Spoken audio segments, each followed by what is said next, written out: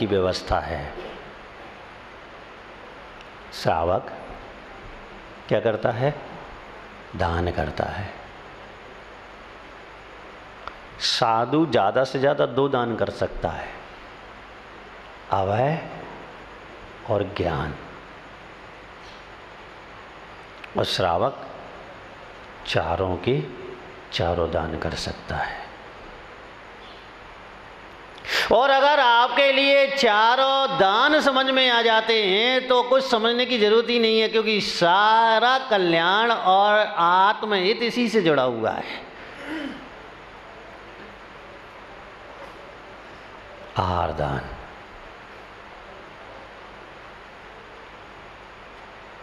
नवदा भक्ति पूर्वक उत्तम मध्यम जघन्य पात्र को यथायोग भक्ति के साथ भोजन देना आहार दान है।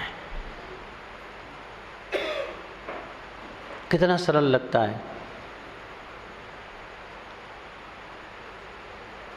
बहुत सरल लगता है। लेकिन ये आहार दान होगा कैसे? जहाँ दाता के 7 गुण गिनाए, वहां पर एक पहले ही गुण गिना दिया कि विवेक यानी ज्ञान। क्या? ज्ञान। आत्म हित में कौन कार्य करता है? विवेक यानी ज्ञान। क्या पूछते हो महाराज, रसगुल्ला मीठा था कि नहीं था? खट्टा भी होता है क्या रसगुल्ला?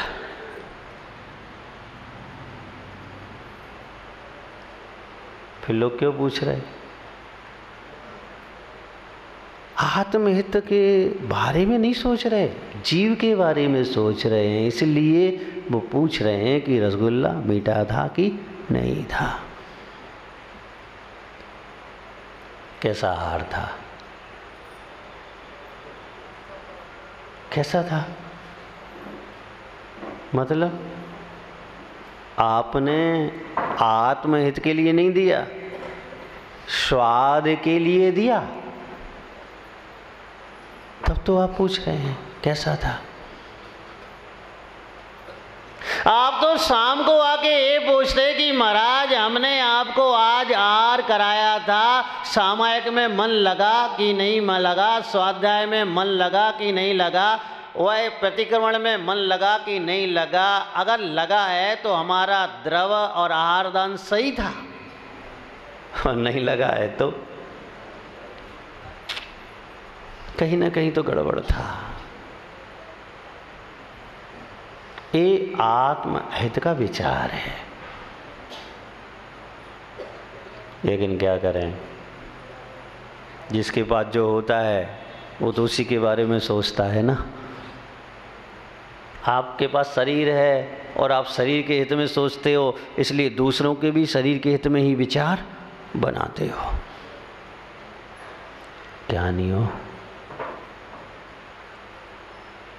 मुनियों पर दया कभी मत करना। अगर दया करोगे, क्योंकि दया तो शरीर पे होगी, आत्मा पर तो नहीं हो सकती। आत्मा पर तो फिर भी कृपा तो कर भी सकते हो। वहां संरक्षण दे सकते हो कि जो आपको आपकी साधना से रत्नात्रय के अनुकूल व्यवस्थाएं चाहिए है, वो मैं सेवा और भैयावृत्ति के द्वारा जुटा सकता हूं। ज्ञान का प्रयोग है।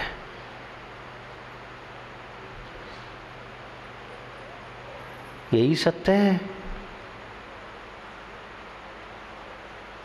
जब ज्ञान का प्रयोग होता है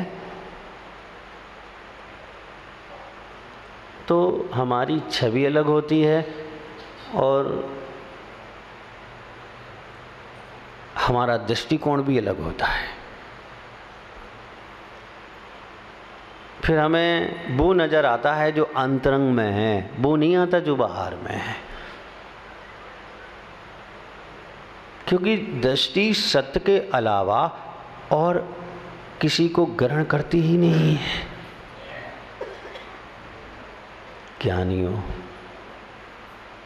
और आचार्य महाराज इतने अच्छे तरीके से कह रहे हैं कि दुनिया का सबसे बड़ा सत्य यही है कि स्वयं के आत्महित में सोचो और तुम्हारे संयोग में आए हुए जीवों के आत्महित में सोचो।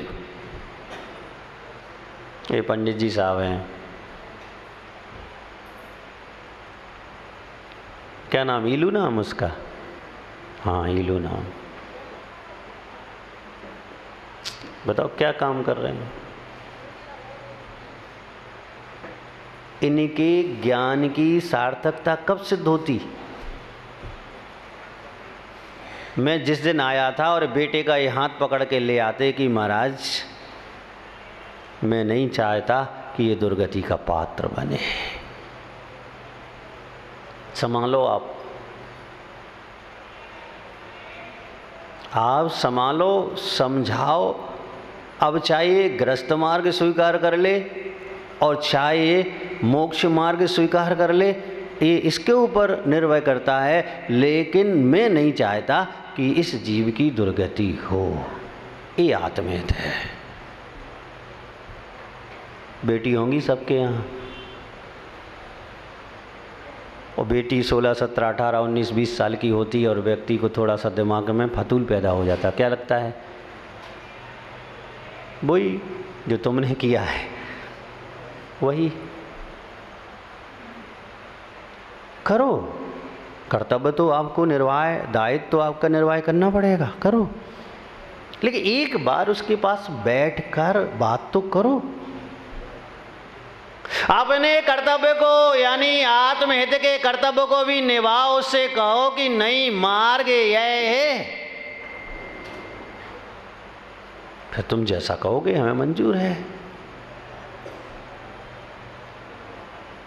पहली शिक्षा क्या होनी चाहिए, संसार की होनी चाहिए कि संसार से मुक्ति की होनी चाहिए।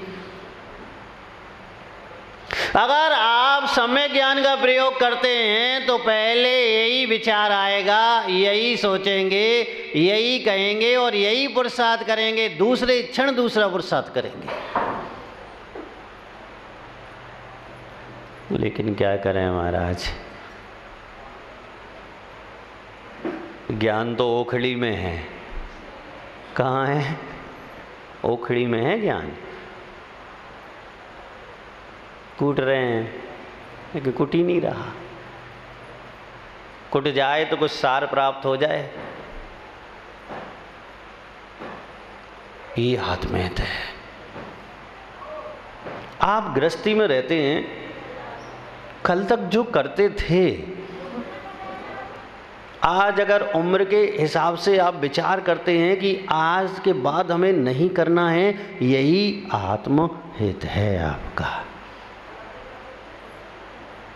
और जब आप वह कार्य नहीं करेंगे तो आपके संयोग में आए हुए जीव भी आपको देखकर मन बना सकते हैं, सोच सकते हैं और वैसा निर्णय वो भी कर सकते हैं कि मैं भी आत्महित में ऐसा नहीं करूँगा। सोच सकते हैं। और आजकल तो अज्ञान है, व्यक्ति स्वयं तो छोड़ना नहीं चाहता और दूसरे से छुड़ाना चाहता है। कैसे काम चलेगा? स्वयं के व्यक्तित्व को जब तक हम नहीं संभालेंगे, हम दूसरों के व्यक्तित्व को नहीं संभलवा सकते। और ये आत्महित यानी सम्यक ज्ञान यही काम करता है कि वह पहले हमें मार्ग पर चलाता है, फिर हमें देखकर हमारा अनुसरण करके दूसरे मार्ग पर आ जाते हैं। मुरार वालों, सोचो, देख देख कर ही कुछ समझ जाओ। सरवार सिद्धि में आचार्य पूज्य पौष स्वामी लिखते हैं, श्रावक और मुनि ये दो संसार के ऐसे पहलू हैं जो मार्ग पर होते हैं और एक मार्ग पर आना चाहता है। और ये दोनों पहलू एक दूसरे को उपकार करते हैं। तुम हमें क्या देते हो? आहार। क्या देते हो? आहार। दूसरा क्या देते हो? बसती का। तीसरा क्या देते हो? शास्त्र। क्या देते हो? पिछी, कमंडल। और क्या देते हो? वातावरण। ध्यान रखना, लास्ट में क्या, इस सब देने के बाद क्या दिया जाता है लास्ट में?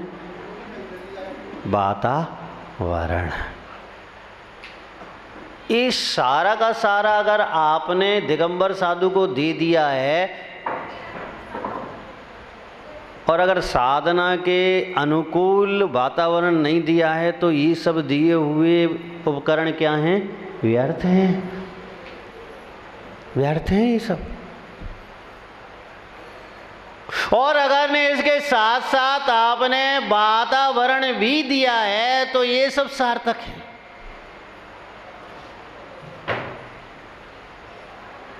ये क्यों देते हो आप? अब पता ही नहीं महाराज, हम तो पिछी परिवर्तन होगा तो देखने आ जाएंगे। आत्म हित के संबंध में विचार नहीं है ना। आपके पूर्वज जंगलों में कार्तिक के महीने में घूमना चालू कर देते थे। काय के लिए? मूर्ख पंखों को इकट्ठा करने के लिए। और इकट्ठा करके इंतजार करते थे कि मुनिराज नगर में आ जाएं तो इस महीने में उनके पिछी का परिवर्तन मैं कर दूं। पहले ढोल बजा के पिछी वर्तन नहीं होता था। आहार करने आए मुनिराज, आहार के समय पिछी छोड़ी जाती है और श्रावक ने नवीन पिछी उन्हें हाथ में दे दी, हो गया परिवर्तन। ये व्यवस्था थी। अब आप कहाँ जाओगे महाराज? कहाँ मोर पंख ढूंढने जाएं? सही बात है, कहाँ जाओगे? क्योंकि आत्म हित के संबंध में जागृत नहीं हो ना, कहाँ जाओगे ढूंढने? और अगर 5 इंद्रियों के विषय ग्वालियर नहीं मिलेंगे तो इंदौर चले जाओगे, इंदौर नहीं मिलेंगे तो दिल्ली चले जाओगे, दिल्ली नहीं मिलेंगे तो बम्बई चले जाओगे, बम्बई नहीं मिलेंगे तो कलकत्ता चले जाओगे, खोज के लाओगे। अब तो जाने की जरूरत नहीं, ऑनलाइन मंगा लोगे, सुविधा है। थोड़े से पैसे ही तो ज़्यादा लगेंगे, लेकिन जहाँ उपकरण की बात आ जाए,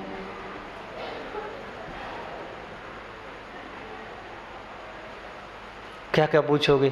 कितने का आएगा, कहाँ मिलेगा? क्यों भाई? पाप की सामग्री खरीदने गए और रेट देखा और थोड़ी सी बात की और बिल पेमेंट कर दिया। और यहाँ आत्महित की बात चल रही है, आत्महित के उपकरण की बात चल रही है और इतना हुआ उपयोग चल रहा है, इसका मतलब ज्ञान का प्रयोग ही नहीं है। इसका मतलब ये है, ज्ञानी हो। मैं तो बड़ा आश्चर्य है, मैं कितने महीने हो गए मुझे यहाँ आए हुए, 1 महीने से। वही बात है ना, जो हमारे पास है वही तो हम दूसरे को देंगे। हम ही स्वाध्याय नहीं करते हैं तो फिर महाराज से कैसे पूछेंगे कि आपको स्वाध्याय करना है कि नहीं करना है? विचार करके देखें आप, विचार करके देखें आप। यह अज्ञानता है और आत्महित का पुरुषार्थ नहीं है, ये आत्म का उद्यम नहीं। और इतनी छोटी छोटी सी बातें मुझे कहनी चाहिए आपसे। वो तो प्रकरण है तो कह दे रहा हूँ मैं, लेकिन तुम अब साथ लेके आओगे, मैं लूँगा नहीं तुमसे, ध्यान रखना। हाँ, मैं बहुत होशियार हूँ, तुमसे ज़्यादा होशियार हूँ। महाराज को चाहिए होगा इसलिए बोल दिया प्रवचन में। तुम्हें चाहिए हो तो मेरे से ले जाना, तुम्हें चाहिए हो तो मेरे से ले जाना। बहुत लोग सतर्क हैं, बहुत लोग सावधान हैं, बहुत ज्ञानी हैं, जो हम लोगों को शास्त्र भेंट कर जाते हैं। समझने की कोशिश करो आप। ये जो जीवन की छोटी छोटी बातें हैं, ये आपके पाप को रोकने वाली हैं, आपकी दुर्गति को रोकने वाली हैं, आपको सही मार्ग देकर सही मंजिल तक पहुंचाने वाली हैं। यही सत्य है, यही सत्य है। अगर तुम आहार करा रहे हो मुनिराज को, नमक कम रह जाए तो कोई बात नहीं है, चल जाएगा। मीठा कम रह जाए तो कोई बात नहीं, चल जाएगा। घी दूध कम रह जाए तो चल जाएगा, कोई बात नहीं, क्या होगा, उससे क्या फर्क पड़ेगा। लेकिन स्वाध्याय में कमी आएगी, सामायिक में कमी आएगी, प्रतिक्रमण में कमी आएगी, ध्यान में कमी आएगी, तो बहुत अनर्थ हो जाएगा, बहुत अनर्थ हो जाएगा।